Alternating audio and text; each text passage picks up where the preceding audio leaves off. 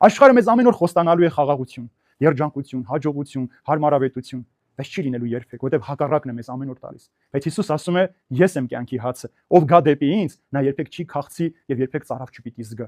Հիմա մենք ինչ ենք խնդրում ամեն օր, Տեր, հայր մեր աղոթքի մեջ էլ ասում ենք, մեր հանապազորյա հացը տուր մեզ։ Մեր հանապազորյա տեսանելի հացը անհրաժեշտություն է մեզ։ Բայց Տերն ասում է՝ մի մտահոգվեք, եթե թռչունները ոչինչ չեն անում, չեն աշխատում, բայց ուտում են, առավելևս մարդը կունենա։ Բայց այս ուտելիքի համար պետք չի որ մարդը իր ինքնությունը վաճառի։ Պետք չի որ մարդը ինքն իր հոգին ուրանա, ասի որ Տեր կներես, բայց այսօր այսպես է պետք։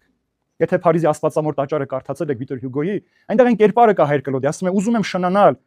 մեկ գիշերվա համար պատրաստ եմ հոգիս սատանային տալու։ Միայն թե իմ անհնական ցանկությունը կատարեմ։ Բայց արդյոք մեկ գիշերը զիջելուց հետո դու կարող ես քո անմեղությունը վերականգնել։ Արդյոք մի անգամ քո կուսությունը կորցրուց հետո դու կարող ես այդ կուսության մեջ, մաքրության մեջ ապրել։ Ոչ, չես կարող։ Աշխարհը քեզ ամեն օր պիտի հիշեցնի, որ դու վաճառվել ես եւ պիտի շարունակես վաճառել։ Եթե չվաճառվես, ընդդիմանաս, կստիպեն, որ դու վաճառվես։ Եթե դու չունես Քրիստոսի կյանքի հացը քո ներսում։ Այդ ամենօրյա հացի համար ենք մենք ապրում այս աշխարհի մեջ, սիրելիներ։ Եվ մեր ապրած կյանքի արժեքը մեր տարիների, մեր սպիտակ մազերի, մեր իմաստության մեջ չէ։ Այդ ինչքան ենք մենք պաշտպանել մեր հոգևոր ինքնությունը, մեր հոգևոր սահմանը ինչպես ենք պաշտպանել։